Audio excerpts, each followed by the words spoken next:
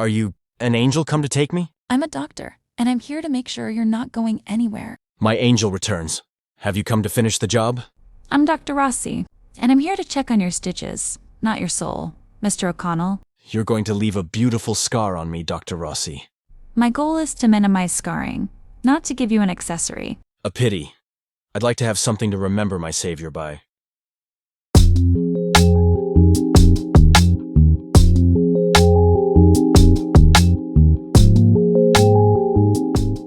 The clock on the ER wall seemed to mock Dr. Isabella Rossi. It was 2 a.m, and the scent of burnt coffee, mixed with disinfectant, had been her perfume for the last 12 hours. Tonight was the usual string of chaos, but Isabella was tired, her bones aching. This was her world. Then, the emergency room doors burst open, shattering the monotonous routine. 2 men in expensive suits entered, supporting a third man whose body was drenched in blood. The injured man, despite his pale face and pained expression, had a strong jaw and messy dark hair. As they brought him under the light, his half-closed eyes opened slightly, and for a moment his gaze met Isabella's. Amidst his pain, there was a flash of wild and dangerous defiance. "Doctor, we need a doctor," one of the men shouted. Isabella immediately took charge, adrenaline washing away her fatigue.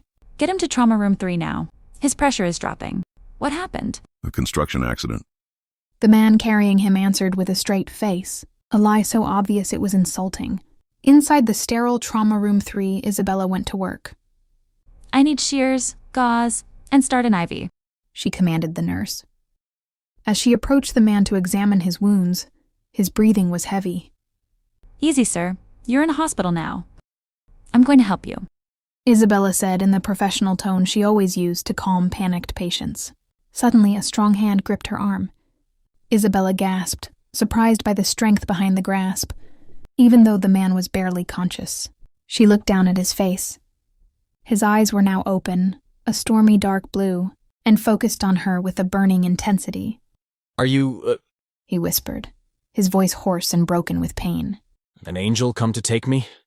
Isabella was momentarily stunned by the unexpected question. I'm a doctor, she replied firmly, trying to regain control of the situation and her own racing heart. And I'm here to make sure you're not going anywhere. A faint, pained smile touched his lips.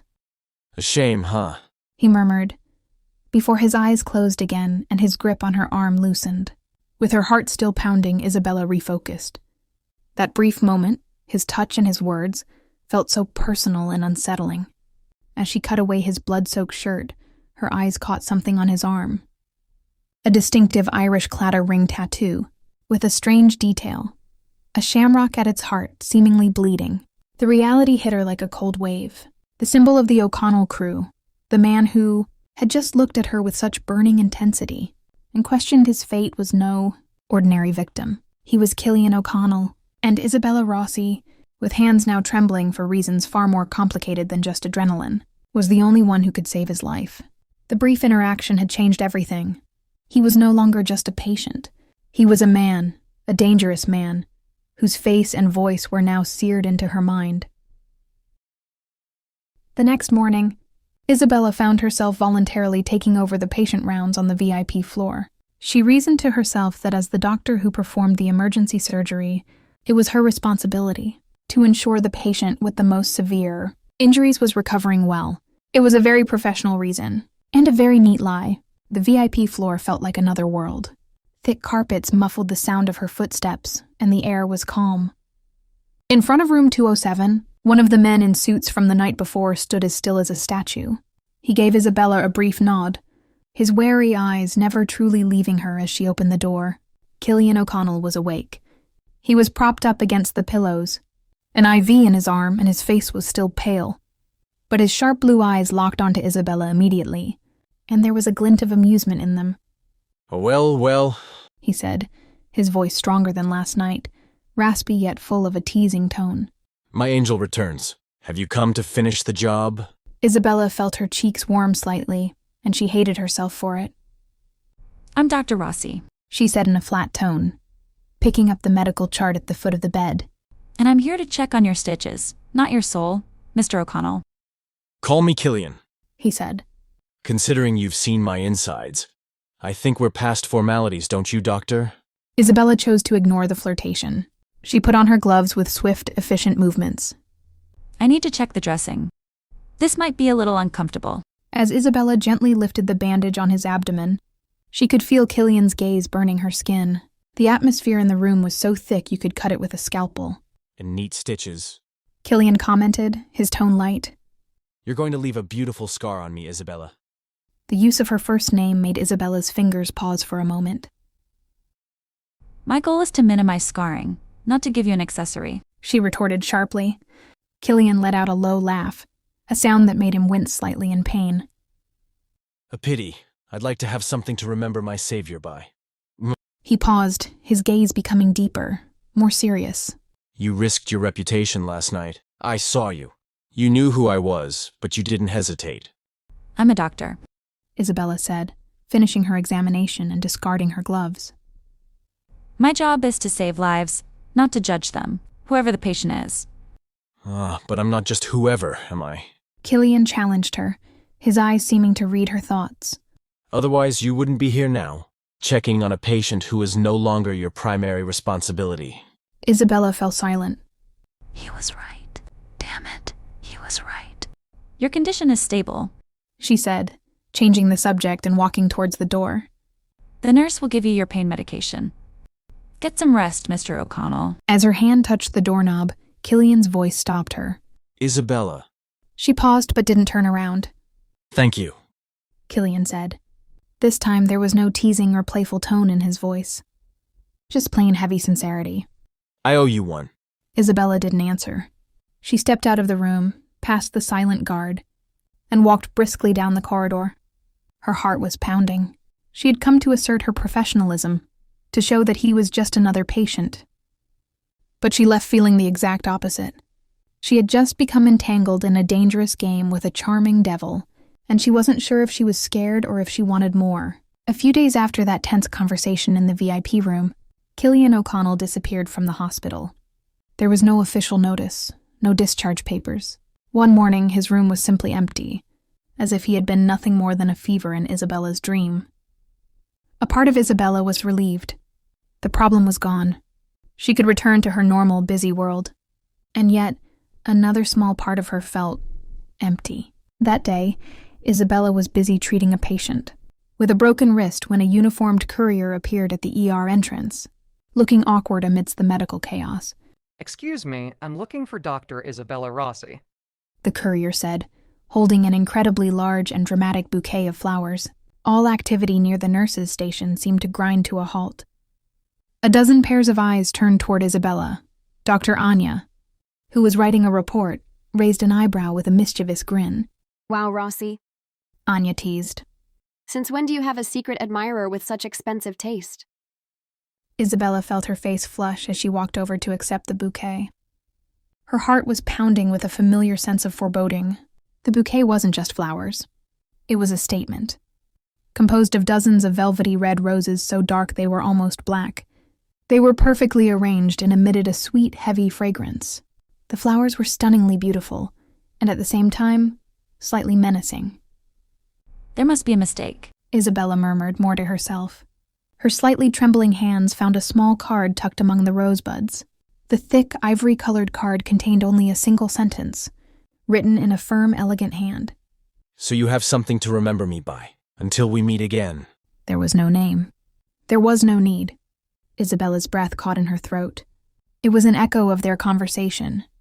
I'd like to have something to remember my savior by. This wasn't just a thank you. That last sentence wasn't a hope. It was a promise. So, who's it from? Anya asked, her curiosity unbearable. There's no name, Isabella replied, trying to sound casual as she quickly slipped the card into her lab coat pocket.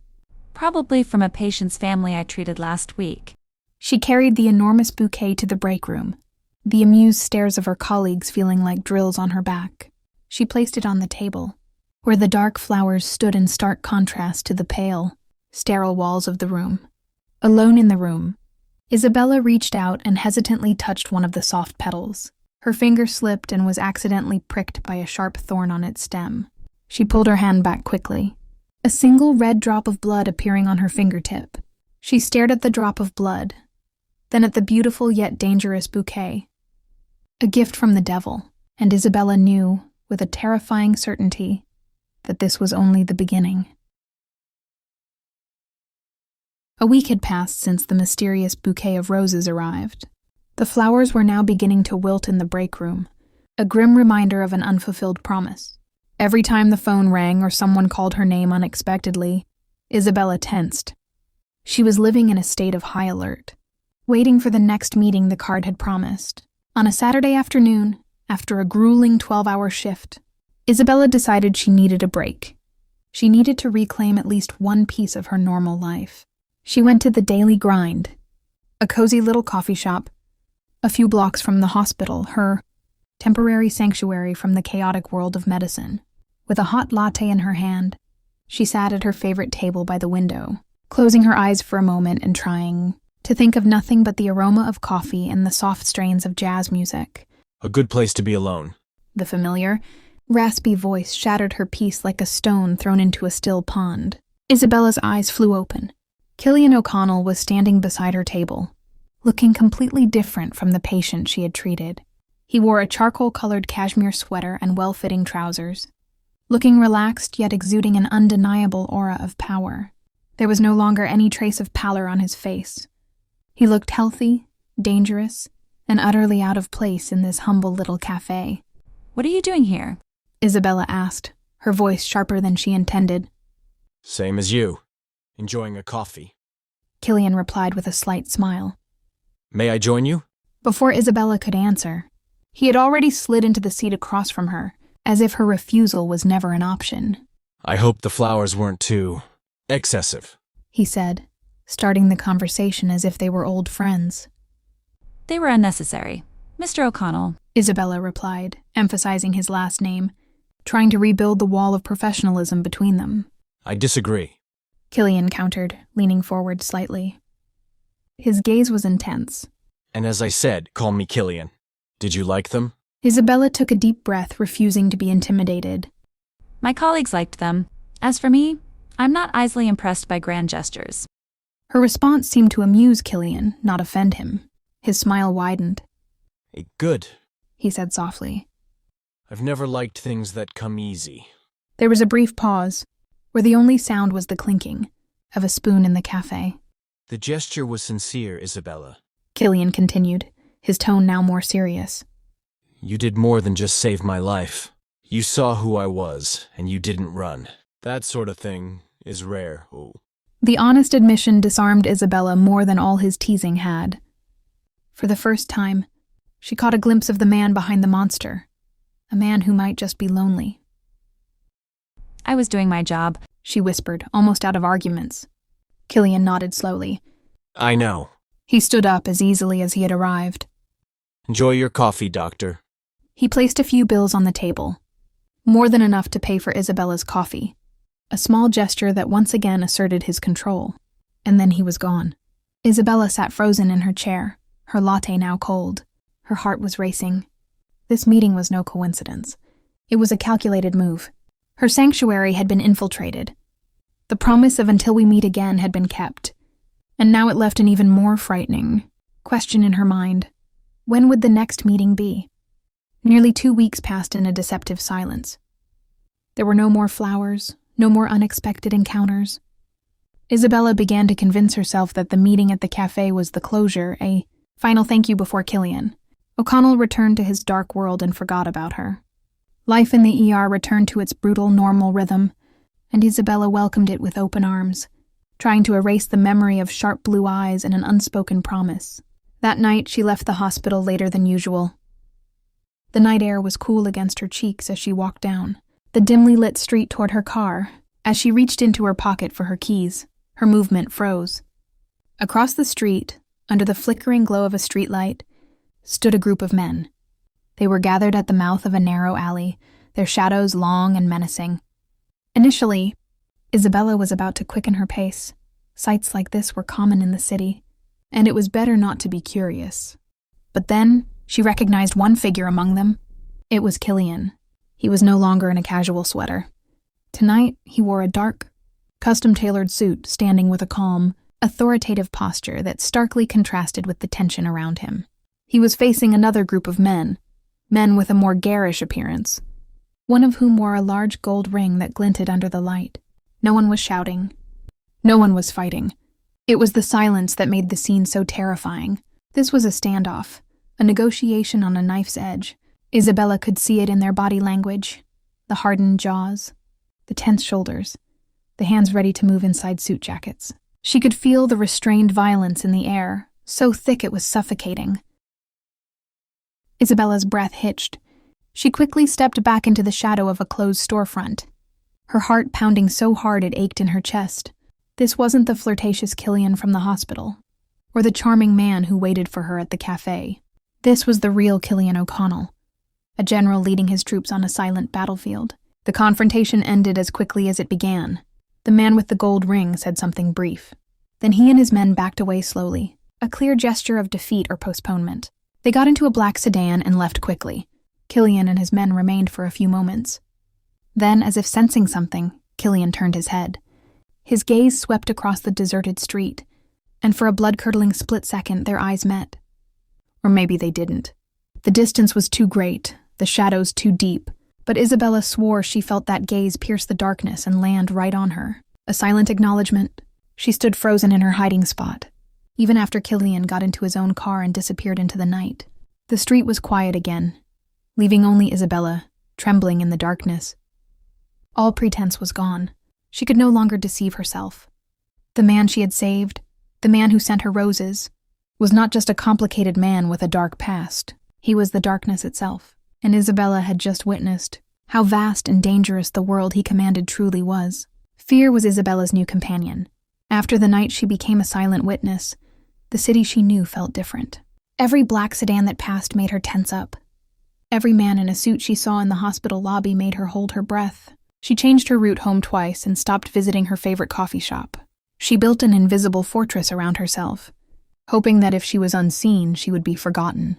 She tried to busy herself with work, seeking refuge in medical diagnoses and patient reports. But at night, in her quiet apartment, the image of the confrontation in the narrow alley returned to haunt her. Killian's face then, cold, powerful, and merciless, had superimposed itself over the image of the charming man she met at the cafe. One evening, as she had just finished dinner while reading a medical journal, her personal phone rang. An unknown number. Normally, she would have ignored it, but a bad feeling made her press the answer button. Hello? Dr. Rossi? There was a moment of silence. Isabella didn't need to ask who it was. That deep, raspy voice was already etched into her mind. Her heart felt like it had dropped into her stomach. How? How did you get my number? She asked, her voice barely a whisper. That's not important right now. Killian replied, his tone flat and urgent. There was no teasing, no pleasantries. This was a business call. I need your help. No. Isabella answered instantly, her defense instincts taking over. Whatever it is, the answer is no. I already told you. It's not for me. Killian cut in. For the first time, Isabella heard a different note in his voice. Something that sounded like restrained. Desperation. It's for my little sister, Siobhan. She's very sick. Isabella fell silent, an immediate conflict raging within her. I can't bring her to a hospital. Killian continued, as if he knew what Isabella was thinking. The people you saw the other night, they're watching. They're waiting for an opening, a weak spot. If they knew Siobhan was in a hospital, they would use her to get to me. She would become a target. Isabella's mind raced. On one hand, her brain was screaming, "It's a trap! Run, don't get involved!" But on the other hand, the doctor in her asked, "What kind of sick?" What are the symptoms? She's had a high fever for 2 days. She's having trouble breathing, and her cough won't stop. Killian said, as if answering her unspoken questions. My family doctor is out of the country. I can't trust anyone else. Isabella closed her eyes. The symptoms could be anything from severe bronchitis to life-threatening pneumonia. A young girl needed medical attention. I can't. Isabella whispered, more to herself. I can't come to your home, Killian. Then what am I supposed to do? Killian pressed, his voice now ragged with frustration. Let her die because I'm afraid my enemies will put a bullet in her if I bring her to your turf? Is that the choice you're giving me? His words hit Isabella hard. Killian had expertly flipped the situation, making her feel responsible for the fate of a girl she had never even met. If she refused, and something terrible happened to Siobhan, could she live with that? The Hippocratic oath she had once taken felt heavy on her shoulders. To save a life, without prejudice. All right, she said finally, her own voice sounding foreign to her ears. A cold resignation washed over her. tell me where and when. After Killian gave her the address and instructions, the call ended. Isabella sat in the silence of her apartment, the phone still clutched tightly in her hand. There was no turning back. She was about to willingly walk into the lion's den, not because she wanted to, but because her oath as a doctor gave her no other choice. An hour later, an unmarked black sedan with tinted windows pulled up right in front of Isabella's apartment building. Following Killian's instructions, she came down with her medical bag, which contained basic diagnostic tools and some essential medicines. Her heart was pounding. The driver didn't say a word, only opening the door for her, his movements efficient and silent. The journey felt like an eternity. Isabella didn't know where she was being taken. She could only see the blurred flashes of city lights. The car finally entered a private underground parking garage before a private elevator took them directly upstairs. When the elevator doors opened, Isabella stepped not into a house but into a vast, luxurious penthouse with floor-to-ceiling, windows that offered a glittering view of the city at night. The decor was minimalist, modern, and masculine. Dark leather sofas, oak wood floors, and expensive abstract art. The place was impeccably clean, but felt cold and lifeless, more like a corporate headquarters than a home. Killian was waiting for her in the main living area. The sight of him made Isabella pause. The man who always seemed perfect and in control now looked disheveled. His hair was messy, his shirt was buttoned incorrectly, and there were dark circles under his eyes. He looked like a man who hadn't slept in days from worry. Thank you for coming, he said, his voice sincere and full of relief. The usual aura of arrogance that enveloped him was gone, replaced by the desperation of an older brother. Where is she? Isabella asked, immediately switching into doctor mode. This was territory she commanded. This was her armor. Killian led her to a bedroom at the end of a hallway. Inside, lying on a large bed, was a teenage girl who looked to be around 18 years old. Her face was pale, her breathing was labored, and her body was occasionally racked by a deep cough. She was a softer version of Killian. Siobhan, this is Dr. Rossi. Killian said softly. She's here to help you. Please leave us alone. Isabella said calmly but firmly, looking at Killian. Killian seemed to hesitate for a moment, unaccustomed to taking orders. But after seeing Isabella's professional gaze, he nodded and left the room, closing the door behind him.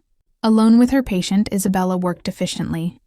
She checked Siobhan's temperature, listened to her lungs with a stethoscope, and asked questions in a soothing voice. Siobhan was clearly frightened, but Isabella's competence and gentleness put her at ease. After 15 minutes, Isabella came out of the room. Killian immediately stood up from the sofa where he had been waiting. Acute pneumonia, Isabella said without preamble. Her right lung is quite severely infected. She needs high-dose antibiotics immediately, fever reducers, and plenty of rest. She needs to be monitored closely. She wrote down a prescription and clear instructions in her notebook, tore out the page, and handed it to Killian. One of your men can surely get this from a 24-hour pharmacy. Make sure she takes her first dose an hour from now, and don't ever miss a dose. Killian took the paper as if it were the most valuable document in the world. He, the man who controlled the portion of the city's underworld, now listened to Isabella's every word with complete deference.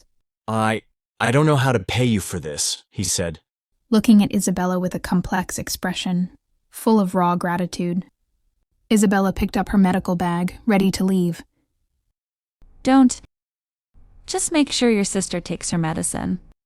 She paused at the doorway, looking straight at him. And after she's better, don't ever contact me again. Without waiting for a reply, Isabella turned and walked towards the elevator. She had done her duty. She had drawn a firm line between them. But as the elevator doors closed and took her down, She couldn't erase the image of Killian's face from her mind. Not the face of the mob boss, but the face of a terrified older brother. And that, for some reason, felt far more dangerous.